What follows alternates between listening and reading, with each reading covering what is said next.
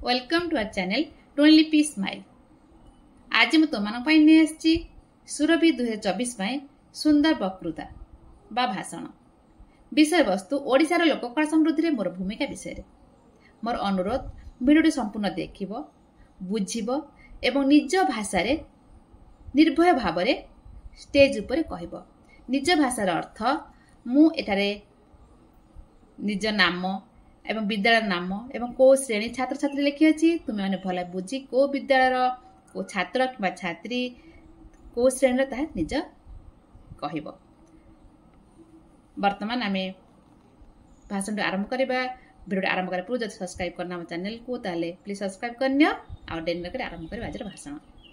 सम्मानास्पद सभापति महोदय, पूज्य गुरुजी गुरुमा वृंद, वरण्य मुख्य अतिथि, विद्वान विचारक मंडली ओ मोर प्रिय प्रतियोगी भाई और भौणी माने, मु मनीषा सामल ओडिशा आदर्श विद्यालय सप्तम श्रेणी छात्री अटे। आजिर वक्तृता ओडिशार लोककलार समृद्धि रे मोर भूमिका शीर्षक रे मते किछि कहिबार सुजोग मिलितबारु मु निजको धन्य मन करूछि।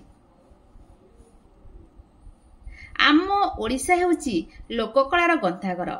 आम लोककला बेस पुरातन, समृद्ध और लोकप्रिय। आमर कला, नृत्य और संगीत, पारंपरिक हस्तकर्म, कुटीर शिल्प आदि रे आम ओडिशा अनेक ऊर्ध्वरे। कोणार्कर सूर्य मंदिर र विशाल भग्नावशेष आरंभ करी अति सूक्ष्म कटकर तारकसी काम ओडिशा शिल्पकलार विस्तार दर्शाई थाए। पुरीर जगन्नाथ मंदिर, भुवनेश्वर लिंगराज मंदिर, राजराणी मंदिर गात्र रे ओडिया कारीगरंकर कलार निपुणता बा निदर्शन सूचित करिथाए।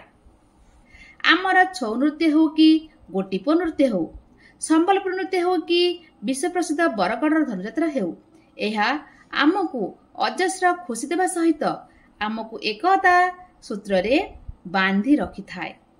एथिरु स्पष्ट जे आम लोककला आमको विश्व दरबार रे परिचित कराउ अछि। किंतु परितापर विषय आमर पाला, दासकाटिया, बाघ नाच, कंढेई नाच, घोड़ा नाच इत्यादि आधुनिकतार प्रभाव रे यार प्रचार दिनकु दिन कमिबार लागिलानी। एहा आम समाज पई आदौ शुभंकर नुहे।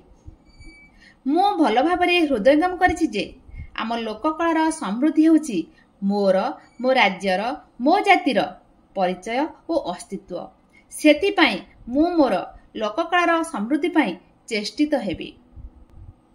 जेउ आधुनिकतार प्रभाव रे आम लोककलार मान ह्रास पाउछि, सेही लोककला को अस्त्र करे मु मो सांग मानक सह मिसी लोकंकु सचेतन कराइबु जे आम लोककला केते महान, केते हृदयस्पर्शी, केते मनोरंजनर बाहक।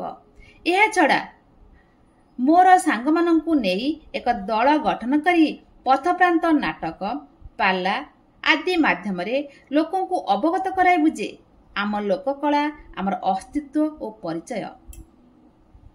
आजिर आधुनिक जुगरे सोशल मीडिया साहाय्य रे आम लोककलार प्रसार और प्रचार पई मो सहित समस्त उत्कलवासी आम लोककला को समृद्ध करिया पई बद्धपरिकर हेबा उचित।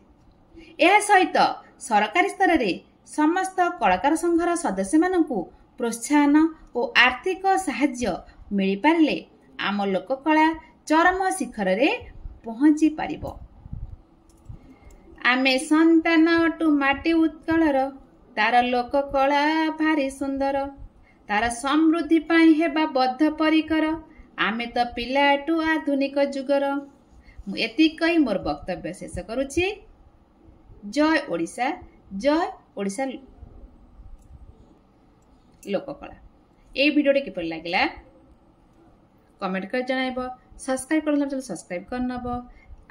तो माने भल कमेंट कले मु आगु को अधिक लिखिया पे चेष्टा करिबी। रहुछि जय जगन्नाथ।